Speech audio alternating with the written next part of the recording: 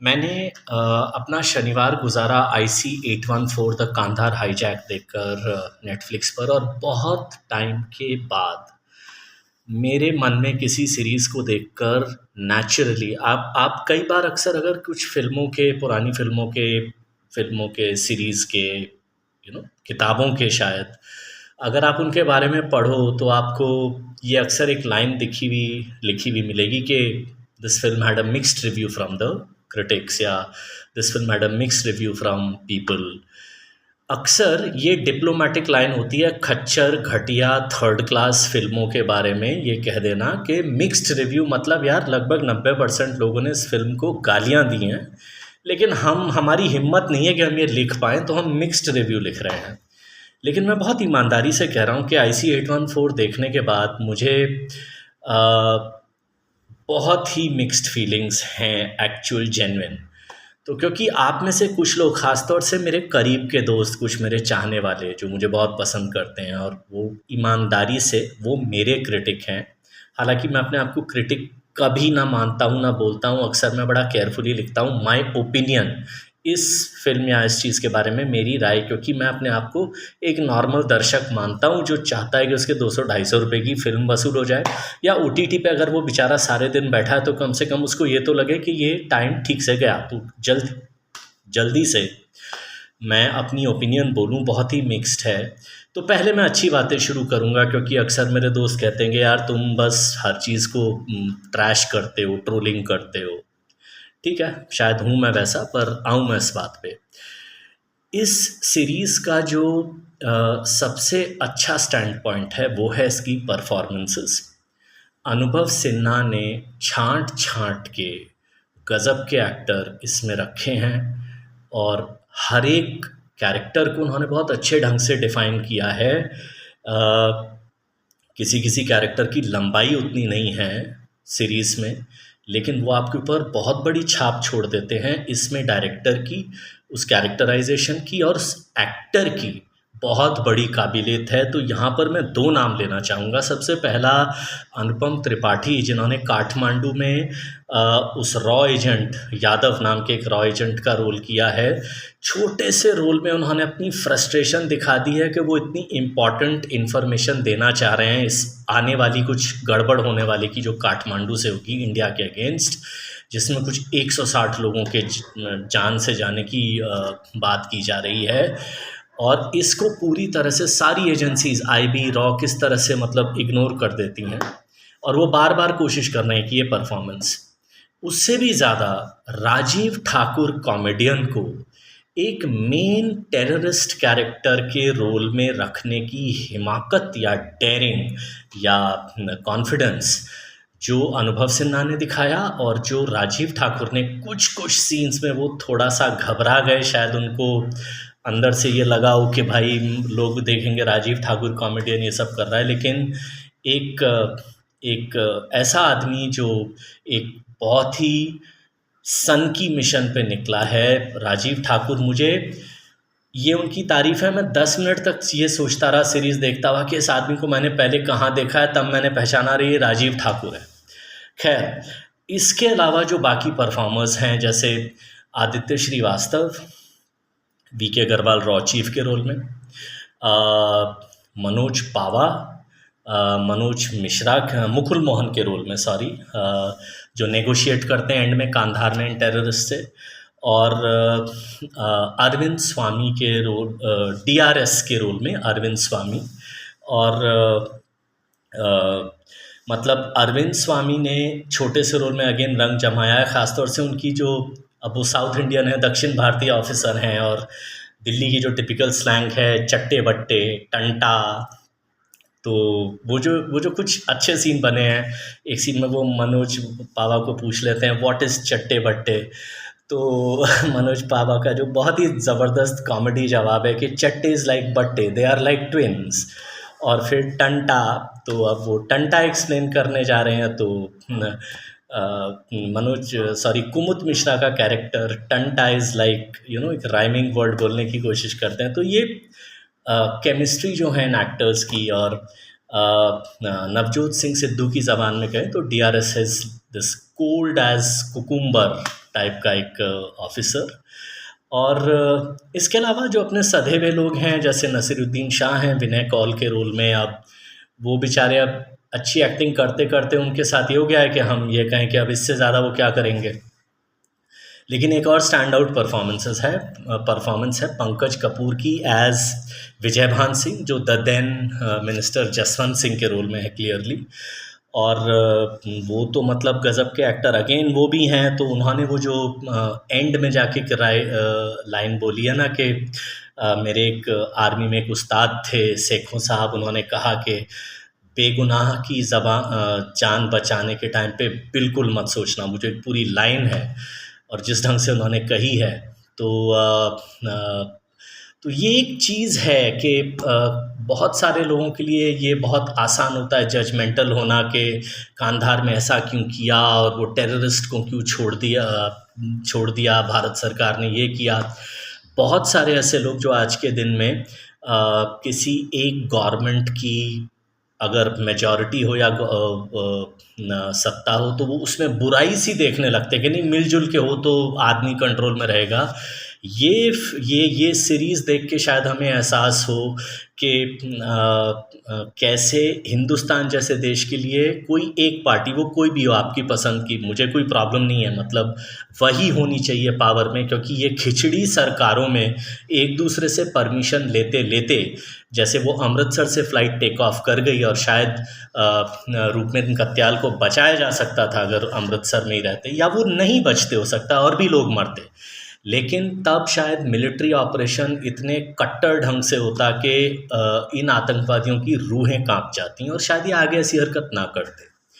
तो कहीं ना ये सिर्फ सरकार के ऊपर जजमेंट नहीं है, ये सारे एंगल दिखा देती है ये फिल्म कि कैसे वो जो बेचारे गए 160 लोगों को बचाने, और वो कहते हैं कि इतिहास हमें इस ऐसे जज नहीं करेगा कि आज क्या सिचुएशन थी, इतिहास हमें जज करेगा सिर्फ इस बात पे कि हमने तो आतंकवादी छोड़ दिए।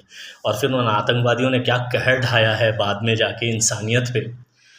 तो ये आऊँ स्टोरी पे जल्दी से। स्टोरी इस IC 814 की ये है कि कैसे ये आतंकवादी हैं, इन्होंने ये जो सच्ची घटना हुई थी आज से 25 साल पहले, और बहुत हद तक ये सीरीज़ सच्चाई के साथ रहती है।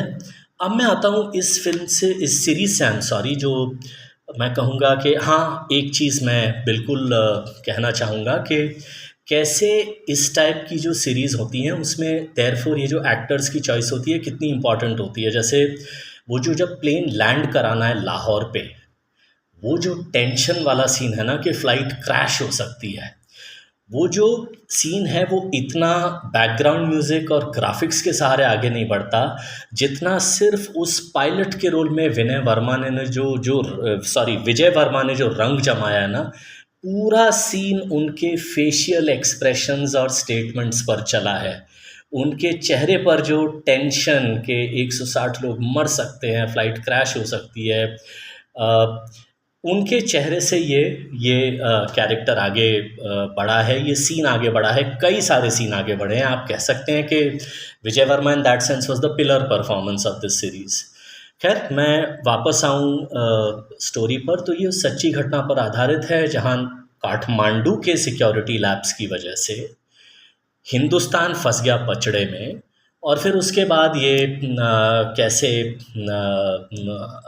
कुछ 3 बहुत ही शातिर ख़तरनाक आतंकवादियों को हिंदुस्तान की सरकार को मजबूरन छोड़ना पड़ा, क्योंकि सरकार के ऊपर उस वक्त इतना प्रेशर आ गया कि अगर वो आतंकवादियों से नेगोशिएट नहीं करती तो वो एक बेरहम और अपने ही नागरिकों की चिंता नहीं करने वाली सरकार मान ली जाती। कुल मिलाकर उन 6-7 दिनों की लगभग 6 एपिसोड में डिवाइड करके सीरीज़ है। अब मैं आऊँ जो मेरी शिकायतें हैं। ये जो बॉलीवुड है ना, इसके लिए मैं इससे ज़्यादा स्ट्रॉन्ग वर्ड यूज़ नहीं कर सकता हूँ। इसके कुछ लोगों को खुजली है कि टेररिस्ट लोगों को किसी न किसी तरह से उनका एक मानवीय एंगल, इंसानियत के बच्चे वाला एंगल दिखाए बिना ये मानते नहीं हैं। इनको आप उल्टा लटका दो, लेकिन ये पॉइंट जाएगा नहीं। जैसे वो टेररिस्ट जिसने सिर्फ अपनी नर्वसनेस में एक आदमी का गला काट दिया है, दूसरे के अंदर इतने चक्कू घोंपे हैं कि वो भी मर सकता है, उसको ऐसे ऐसे डायलॉग दिए गए हैं, शुक्र है आपके लिए ट्रेजिडी, डेथ आज भी एक ट्रेजिडी है। अब वो एयर होस्टेस कह रही है हमें अपने घर जाना है। ये सारे इंटरेक्शन एयर होस्टेस और इस टेररिस्ट के बीच में दिखाए हैं।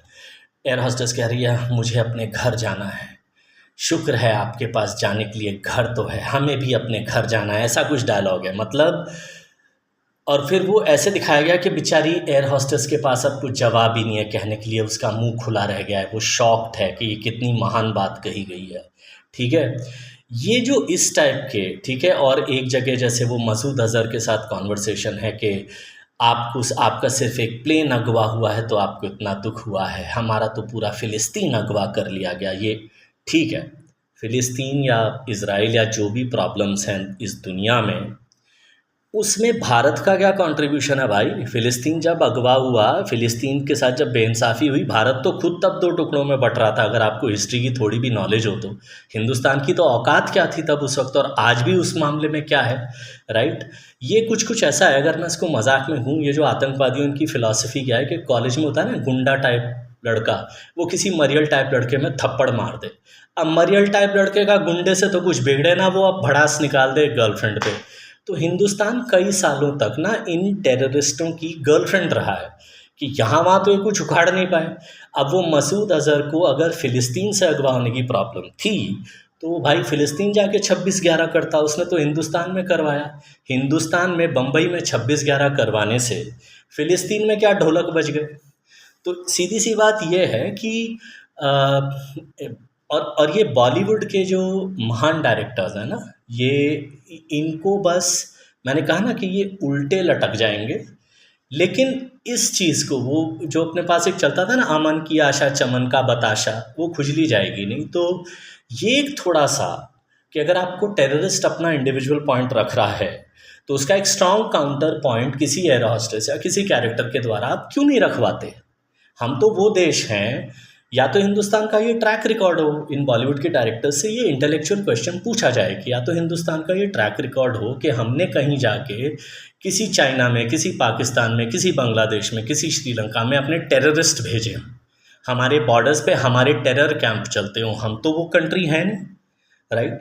तो ये हमारे ऊपर, मतलब यहाँ वहाँ कुछ बदमाशी आई, तुम आके हमें लात मार रहे हो सिर्फ इसलिए क्योंकि तुम्हें लगा कि हमें लात मारी जा सकती है। तो ये वाले पॉइंट्स हैं, लेकिन बॉलीवुड के अंदर कभी ये हिम्मत नहीं आएगी। दूसरी कई सारी चीज़ें, जैसे आईएसआई का बहुत हद तक कांधार के लफड़े में हाथ था, आप इस बात को, यहाँ पे इसको थोड़ा सा ग्लॉस ओवर किया गया है। और यू नो टेररिस्ट, दूसरी चीज़, मतलब ठीक है वहाँ पे इनह्यूमन चीज़ें थी, लैट्रिन गंदी थी, अब यार उसको इतना क्लोजअप करके दिखाने की क्या ज़रूरत है। मैं मानता हूँ, मतलब आप ऐसे ही, वो एक फिल्म आई थी वो डंकी, उसमें राजकुमार हिरानी को जोश चढ़ा, वो ड्रम गिर गया जिसमें लोग ट्रैवल कर रहे हैं लीगली और वो पूरी टट्टी फैल गई है पूरे कंटेनर में। मतलब यार क्यों, मतलब हम आप उसको थोड़ा सा उतना ग्राफिकली आपको दिखाने की क्या ज़रूरत है। आप थोड़ा कॉमन सेंस से सोचिए ना, ओटीटी या लोग डिनर खाते खाते ऐसे सीन देखेंगे।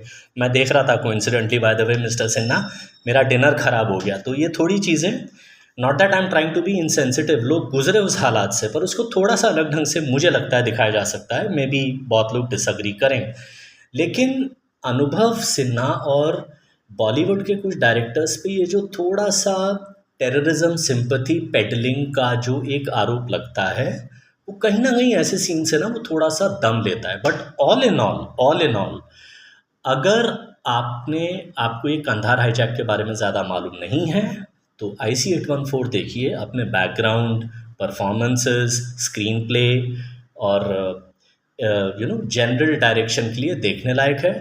एक ही चीज़ हालांकि मुझे लगा कि 6 सीरीज़ के बजाय अगर अनुभव सिन्हा थोड़ा गट्स दिखा के से 4 सीरीज़ में बनाते ना, 4 एपिसोड्स में बनाते, तो ये ज़्यादा क्रिस्प हो जाती, ज़्यादा लोग देखते।